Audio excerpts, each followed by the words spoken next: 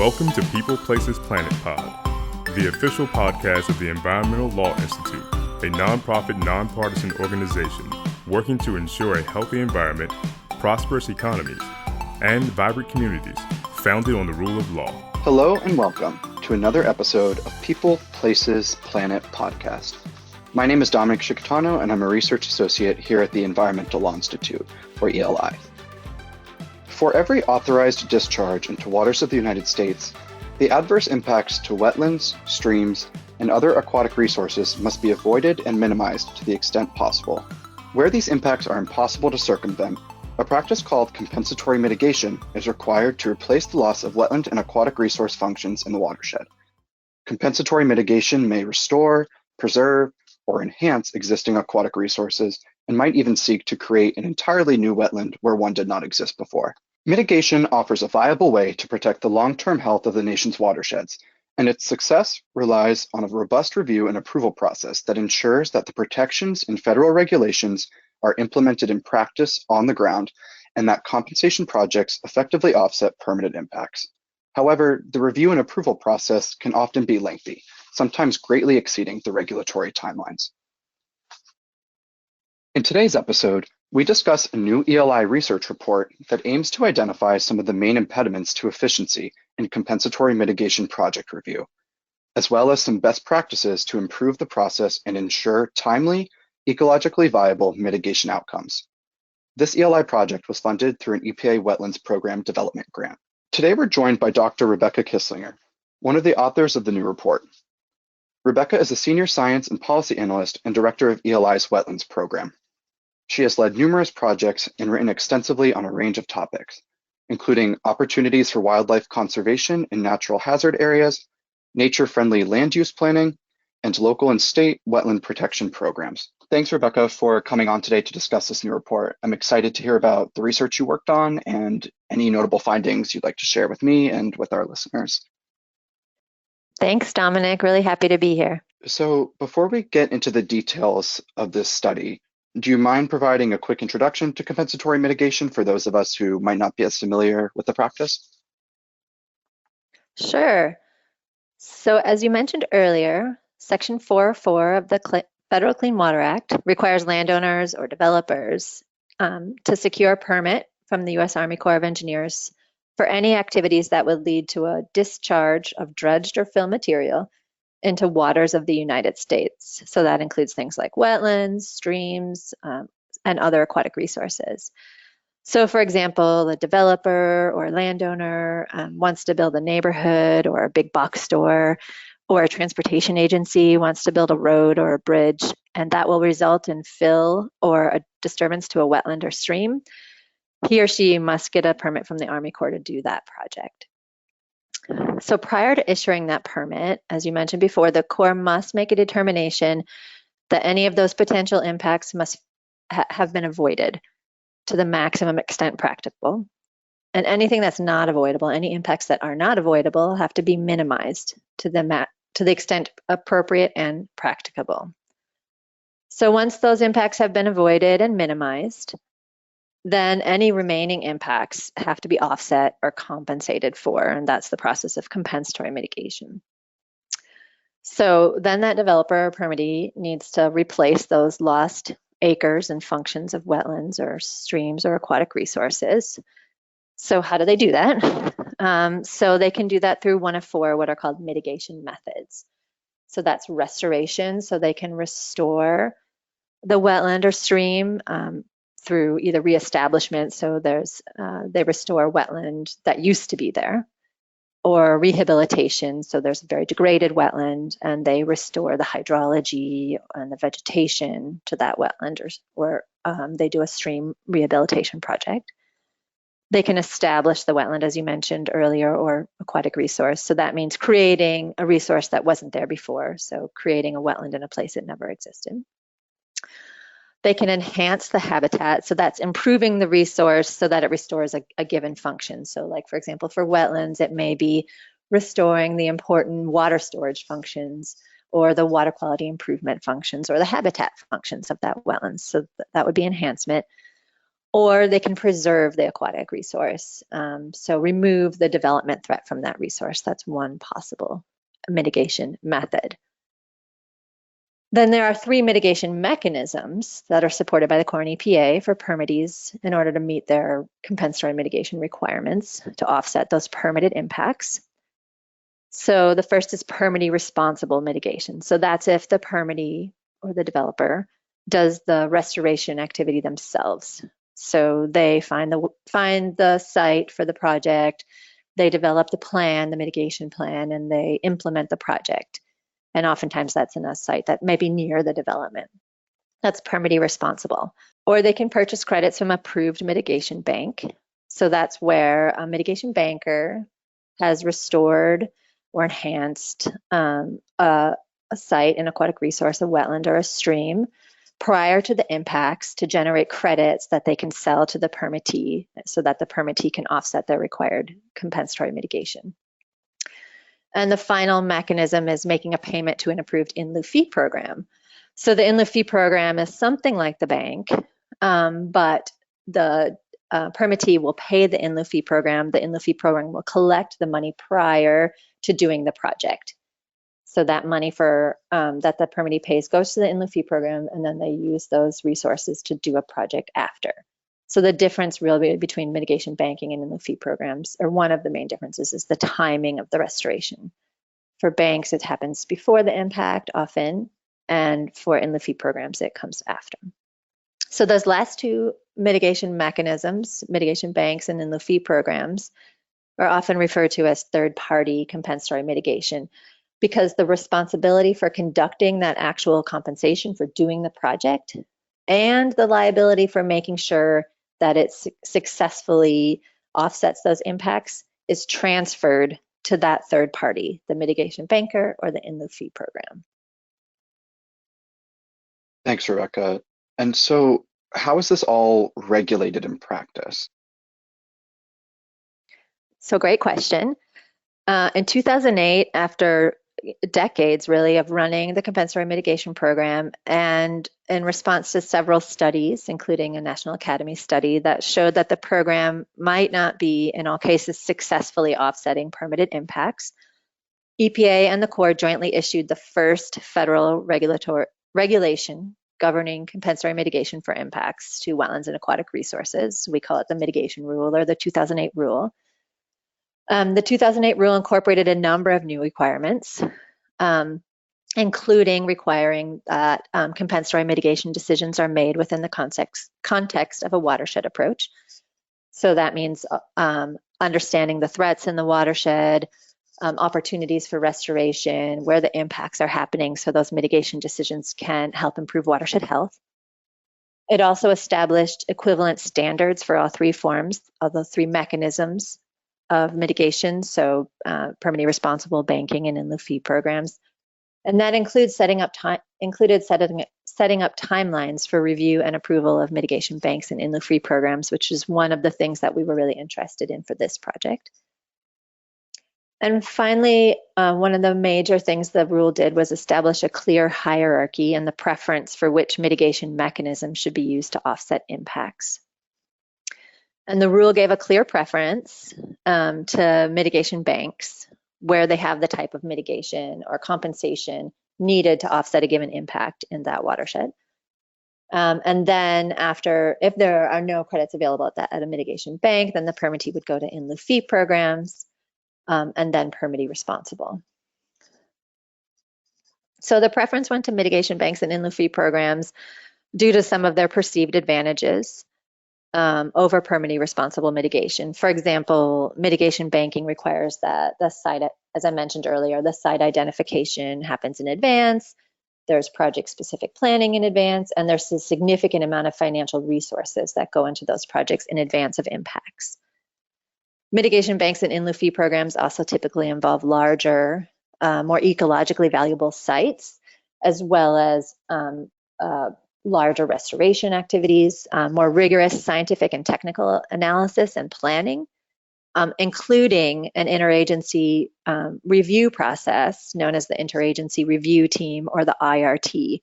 So the IRT is made up of the Corps, state agencies, other federal agencies that have experience and expertise with the resources and can provide a robust review of the project in order to ensure that that project is actually going to be successful over the long term and meeting its objectives in the mitigation plan.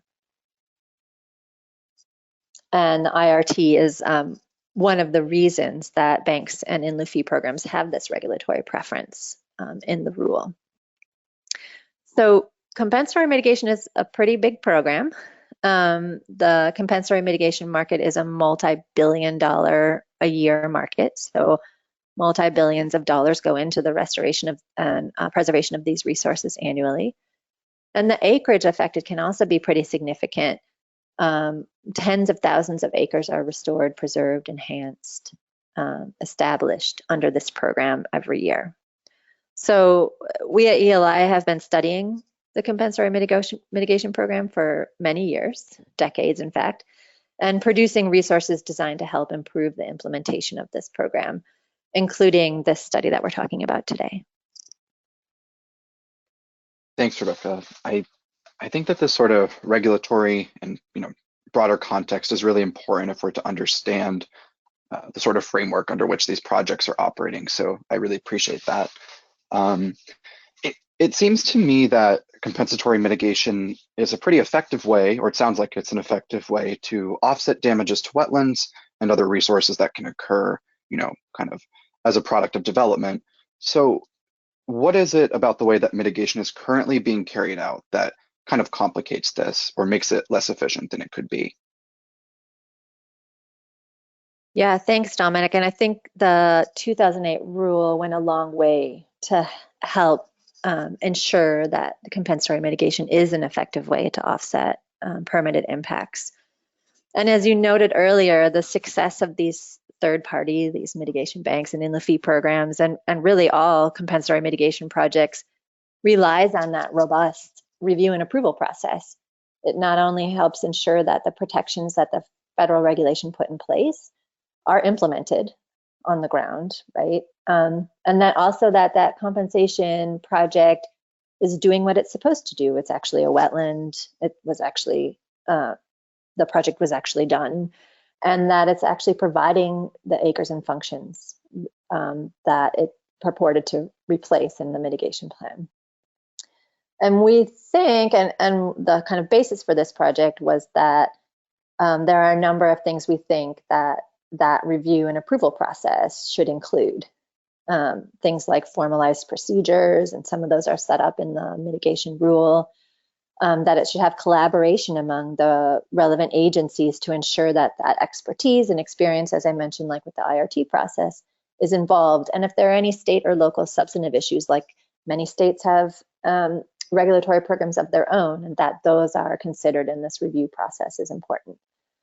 And that there's an adherence to the regulatory timelines is another of those components that I think is important of this review and approval process. And maintaining this efficient process with all these key components can help to ensure that quality compensation projects are available to offset those impacts that are happening, and that they're available in a timely fashion. So what we're hearing though from the agencies and from providers is that that review and approval process for banks and in-lieu fees, and that's really what we were focused on for this study, it can often be really lengthy, and that a review and approval process can often greatly exceed the timelines that were set up in the mitigation rule.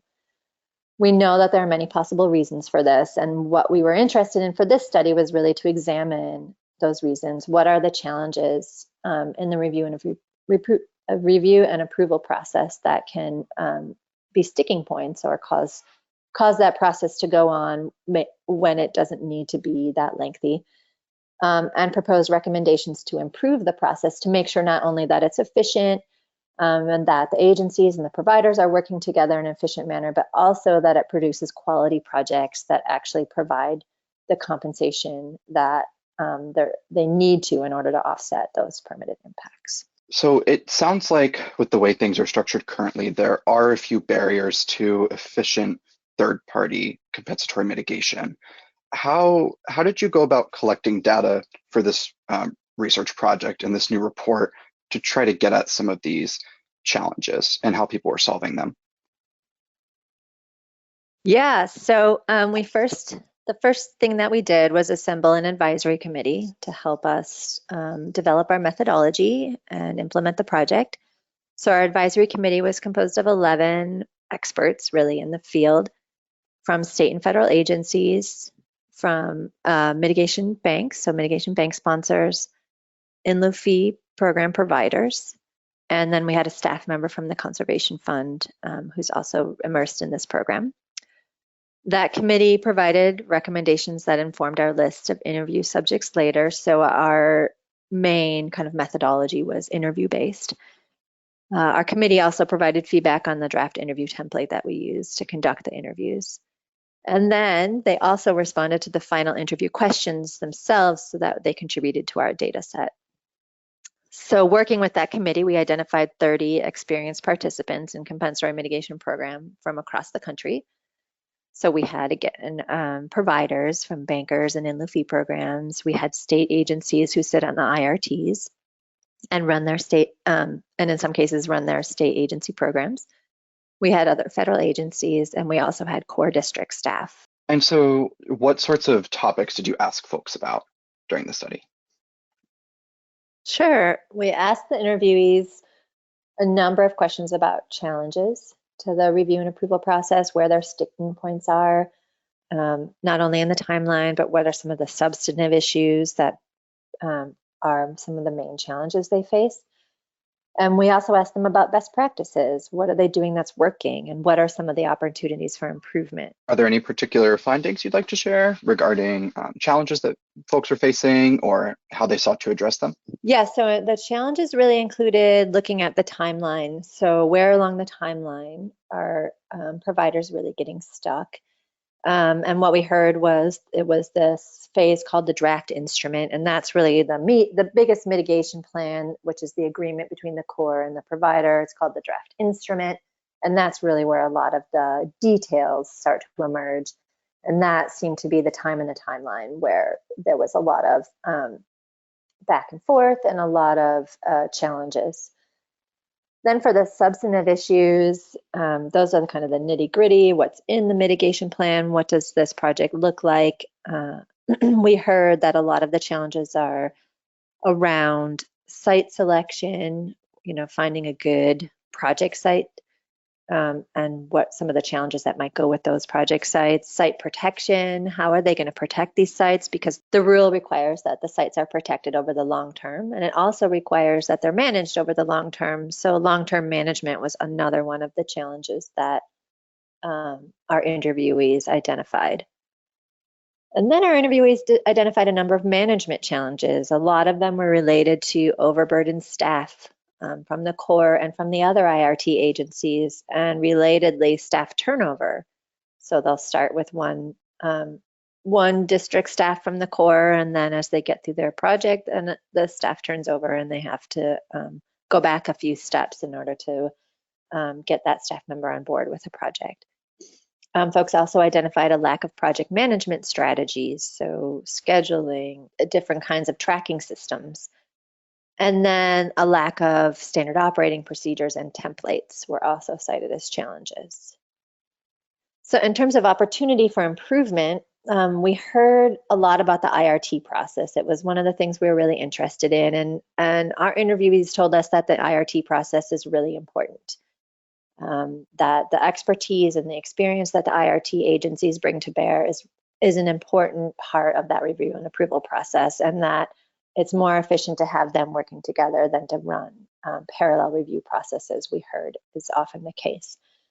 But we also heard that there are some ways to improve that review by the IRTs. So things like improvements in scheduling and organization of meetings, holding meetings remotely, which we're all becoming more and more familiar with during these times, better ways to schedule and hold site visits, and better project management tracking. That project management tracking came up again and again, as you will hear in our study.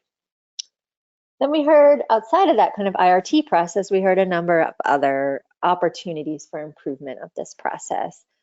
Some folks told us about state regulations, and where state regulations are in place, there's often come with some more stringent timelines or other kinds of ways to improve the efficiency of the process.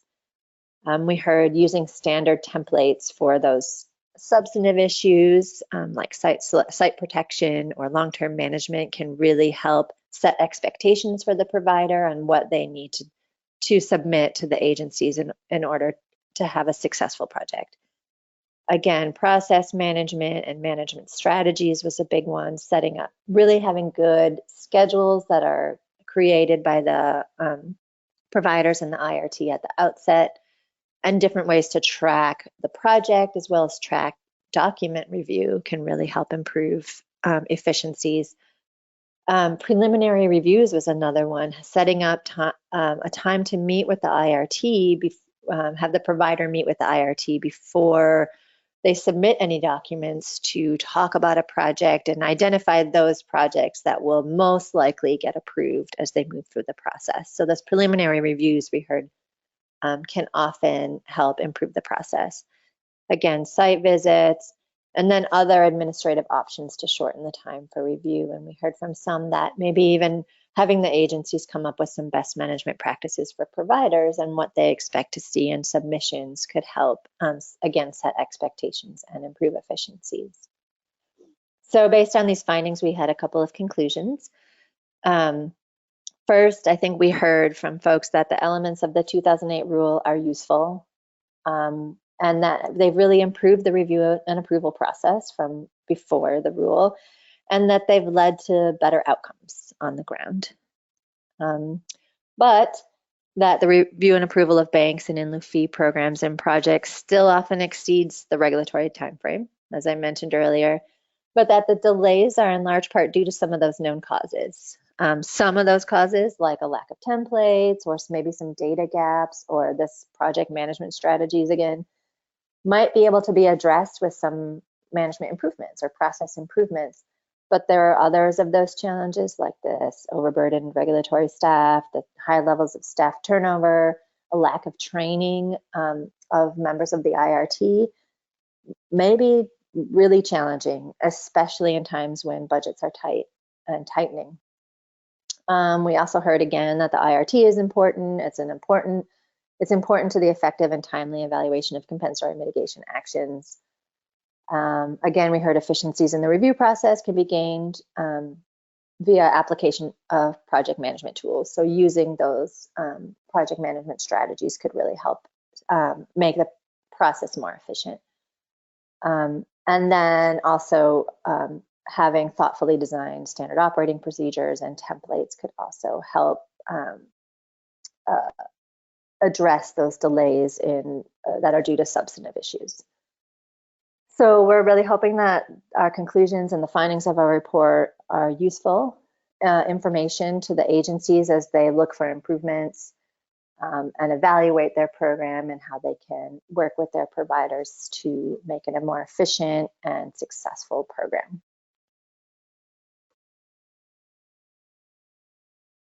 Thanks, Rebecca, for sharing some of the challenges that I guess are inherent to the mitigation process and some of the ways that core districts, state agencies, and I suppose the providers themselves are attempting to kind of address them. And I imagine that there's a lot more detail about this in the report itself for those of our listeners that are interested in checking that out. Before we wrap up here today, I think I'd like to broaden our lens a little bit beyond this new report and talk a little bit about some of the recent environmental regulatory developments that might be expected to impact compensatory mitigation. It seems like we're constantly learning about rollbacks or other changes to longstanding environmental regs under the current administration. And though it might be too soon to predict the specific effects that some of these might have, what rulemaking do you have your eye on and do you kind of see as having a big impact in the compensatory mitigation world? Sure, good question. Thanks, Dominic. So I think maybe, we can't not talk about the Navigable Waters Protection Rule, which was the rule that came out this year, defining waters of the U.S. The Navigable Water Protection Rule defines waters of the U.S., so what's jurisdictional under the Clean Water Act. So this new definition of waters of the U.S. that was finalized by the Trump administration this year will affect the types of resources that will require permits under this Section 404 permit, and thus how much compensatory mitigation is required for projects. The new rules economic analysis estimates that somewhere between $100 and $500 million annually in cost savings for mitigation. So that means that much less mitigation may be required under this new rule. And that depends, though, on what the role states will play in regulating wetlands. So right now, about half of the states have some kind of regulatory program that covers these waters. So wetland protection programs or protection programs that cover wetlands or streams or other aquatic resources. Some of these programs, many of them include compensatory mitigation requirements. So it's, like you said, maybe a little bit unclear right now, as it's only a few months old, how this regulation will affect kind of the scope of compensatory mitigation required. It's likely to have an impact. We're not, quite sure yet how it will be implemented on the ground. So we're not quite sure which resources may be now left out of the federal regulatory program. And that may, there's some estimates that that's a pretty sizable, pretty significant amount of percentage of the wetlands, freshwater wetlands.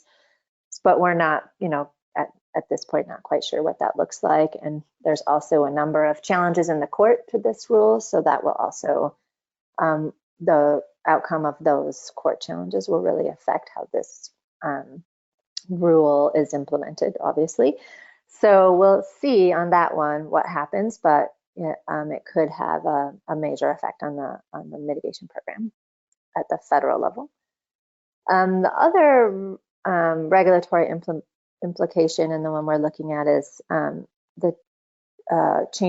possible changes to the 2008 rules. So the agencies have indicated that they're going to be releasing a proposed rule for changes, updates to the 2008 compensatory mitigation rule. And that's likely to come before the end of the year. And those changes could include major changes to the IRT process, with putting that IRT process, how do I want to say it? Maybe I'll just say that could include major changes to the IRT process. So kind of removing the importance of the IRT process to review and approval of third-party mitigation. There are also a number of other changes that the agencies are talking about that will clarify other kinds of requirements for banks and inlet fee programs. These major changes to the IRT process could have a real impact on the review and approval process for banks and inlet fee programs. So we're waiting to see what the agencies propose when that comes out later this year. Well, thank you, Rebecca, for coming on today to discuss both this new research report and some of your own insights on the regulatory context for the mitigation program. Yeah, thanks for having me, Dominic. And before we sign off, ELI's new research report on improving compensatory mitigation project review is available now on our website and via the link in the description. Thank you for tuning in to People, Places, Planet Pod, brought to you by the Environmental Law Institute. We would like to hear from you, so please send us your questions, comments, and ideas to podcast@eli.org. And if you're interested in learning more about our work, attending one of our events, reading our publications, or becoming a member, please visit our website at www.eli.org.